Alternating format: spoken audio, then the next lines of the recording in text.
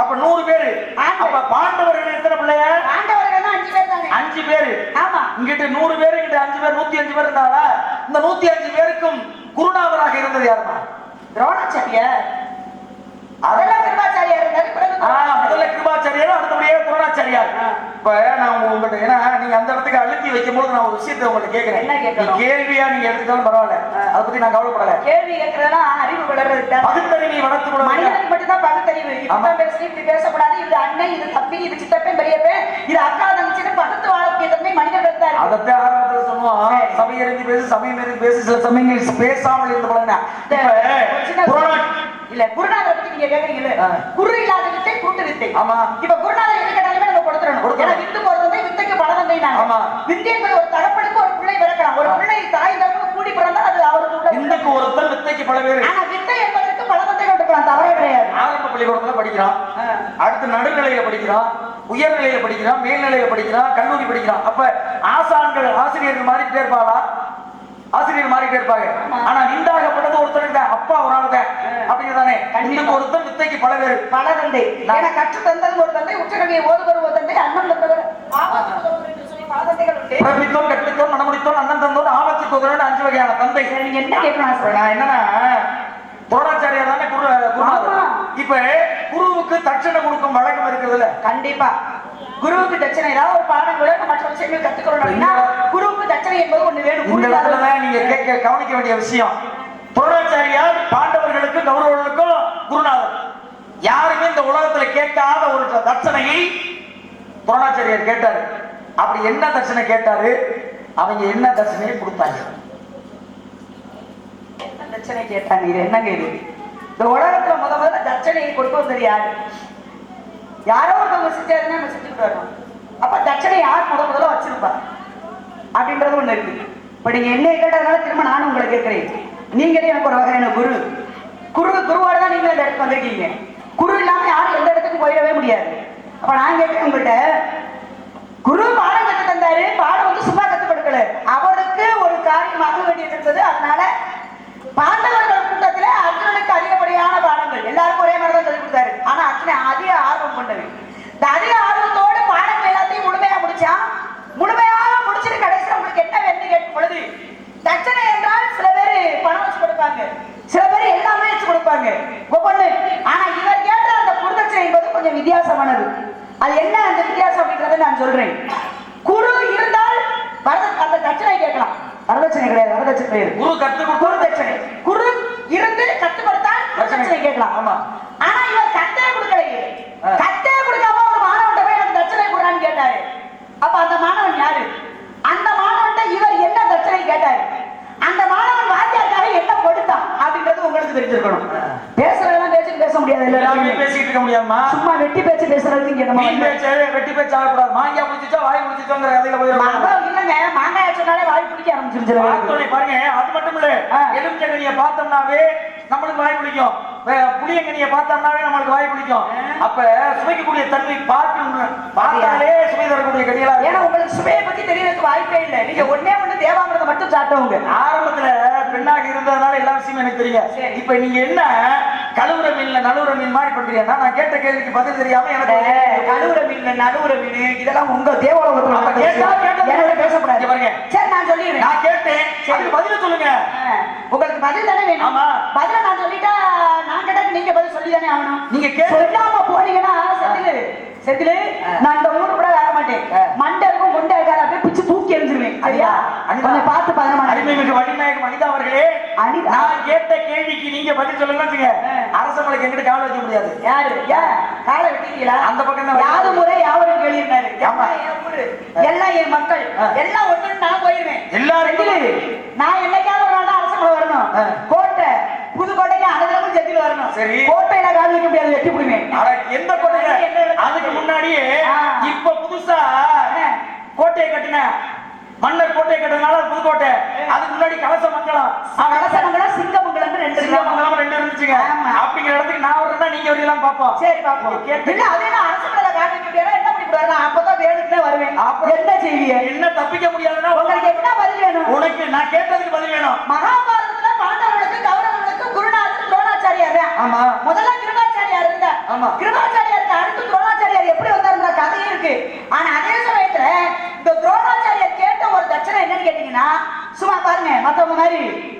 பொன்பொருள் கொடு, உன் உயிரை கொடு, அதை கொடு, இது கொடுன்னு அவர் கேட்கல. அதாவது துருபதன் என்று சொல்லக்கூடிய ஒரு மன்னன். துருபதன் யாருடைய தகவல் தெரியுமா? மகாபாரதத்துல பாஞ்சால தேசத்து ஆண்ட மன்னன். பாஞ்சால தேசத்து மன்னன் துருபதன். துருபதனுடைய பிள்ளை 2 பேரு 3 பேர் மொத்தம். ஆனா அந்த 2 பேரும் நெருப்பு எடுத்து பிறந்தவங்க. இது யார் அப்படின்ற ஒரு விஷயம் இருக்கு. இந்த துருபதனை அதான் தேர்காலிலே கட்டி இழுத்து வர சொல்லிதான் அவருடைய தட்சணையை கேட்டாருவா. இந்த உலகத்தில் எனக்கு எந்த தட்சணையும் கொடுக்க வேண்டாம். என்னுடைய ஆசை என்பது எனக்கு நண்பனாக இருந்த என்னுடைய விரோதி துரோகி. ஏன்னா ஒரு காலத்துல நான் கஷ்டப்படும் பொழுது நீ எப்ப கஷ்டப்பட்டாலும் சரி என்னிடம் உதவிக்கு வந்த அப்படின்னா உனக்கு தாராளமான உதவி செய்யறேன்னு எனக்கு சொன்னவே. ஒரு சமயம் போய் உதவி கேட்கும் பொழுது எனக்கு அதை செய்ய மாட்டேன். நான் ஒண்ணு பொண்ணோ பொருளோ வீடு வாசலை எதையும் கேட்கல. ஒரு பசுமாடு முன்னாடி கேட்டேன், நான் பிழைச்சுக்கிறேன்னு கேட்டேன். அந்த பசுமாடை கூட அவன் எனக்கு மறுத்துட்டான். நீ யாரான்னு கேட்டான். நீ என் நண்பனா? நீ கண்டிப்பாக எனக்கு நண்பனாக இருக்க முடியாது, போடி என்னை அடிச்சு துரத்துனேன். அவன் ஆக அவனுக்கு அன்னைக்கு சபதம் விட்டேன், உன்னை நான் இந்த நாடு நகரம் எல்லாத்தையும் இழந்து உன்னை நான் அடிமையாக்குறேன்னு சத்தியம் போட்டேன். அதே மாதிரி இன்னைக்கு அர்ஜுனனை விட்டு அவனை நாடு நகரத்தை இழக்க வச்சு பிறகுதான் துருபதனை அழைச்சு வர சொல்றான்.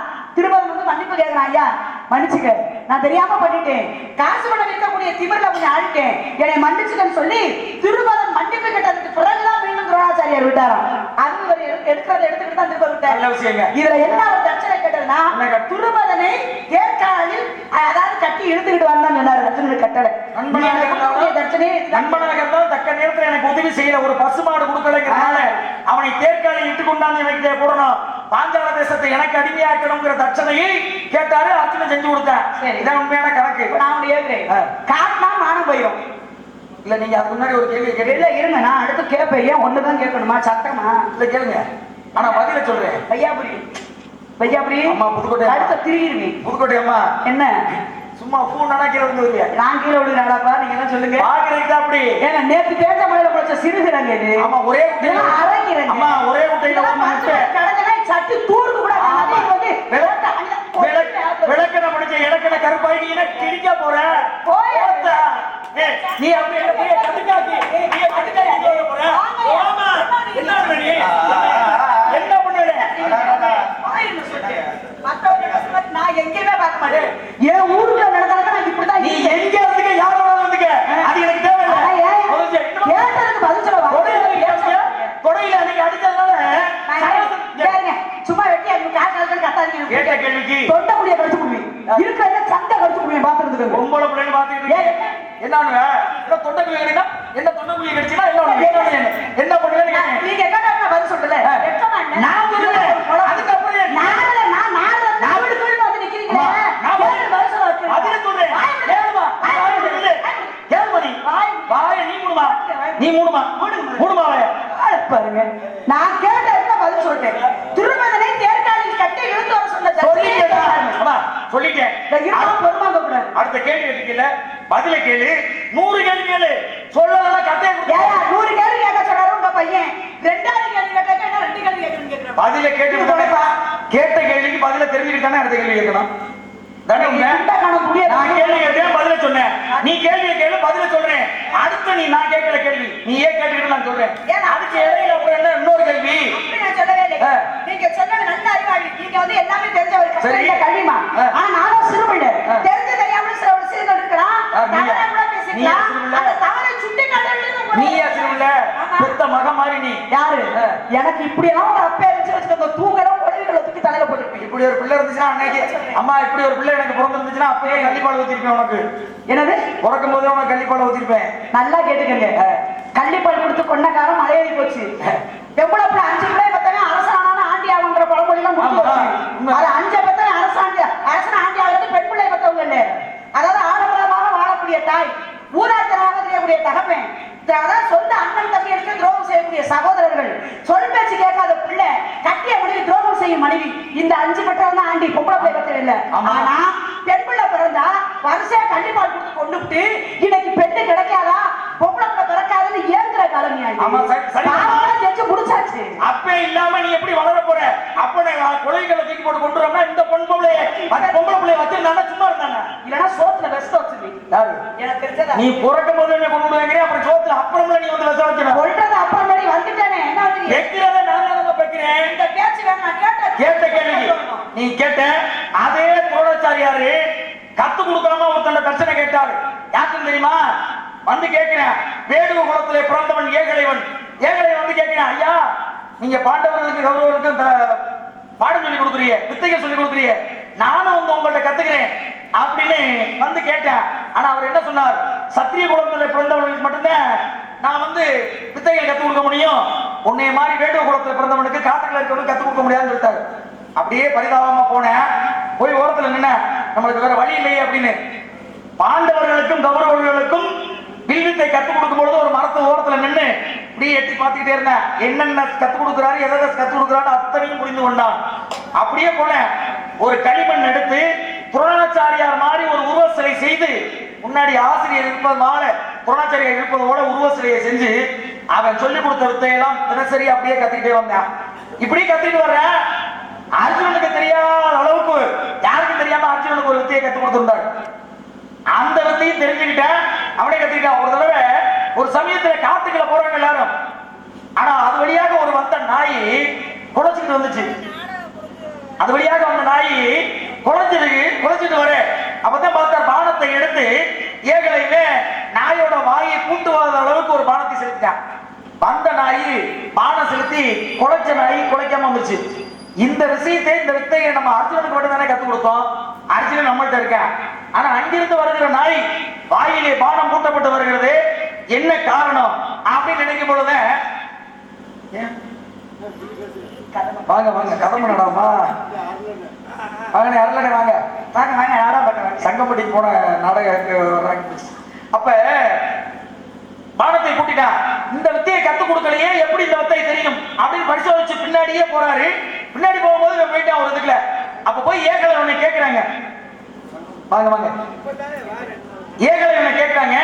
ஏகலைவன் உனக்கு கத்துக் கொடுத்தது யாருன்னு துரோணாச்சாரியாரே கேட்கிறாரு. அப்பதான் ஏகலைவன் சொன்ன, ஐயா நீங்க தாயா எனக்கு குருநாதர், நீங்க தான் கத்துக் கொடுக்கிறேன். என்ன நான் கத்துக் கொடுக்கவே இல்லை, ஆனா நீ என்னைய குருநாதர்னு சொல்றீங்க அப்படின்னு சொல்லு. உங்கள்ட்ட வந்து கேட்டேன், நீங்க எனக்கு அனுமதி கொடுக்கல, உங்களுடைய உருவ சிலையை செஞ்சு வச்சுக்கிட்டு நீங்களே என்னுடைய மானசீக குருநாதன் ஏத்துக்கிட்டு நான் வித்தைகள் கத்துக்கிட்டேன்னாரு. அப்ப என்னைய வச்சு குருநாதரை வச்சு நீ வித்தையை கத்துக்கிட்டே.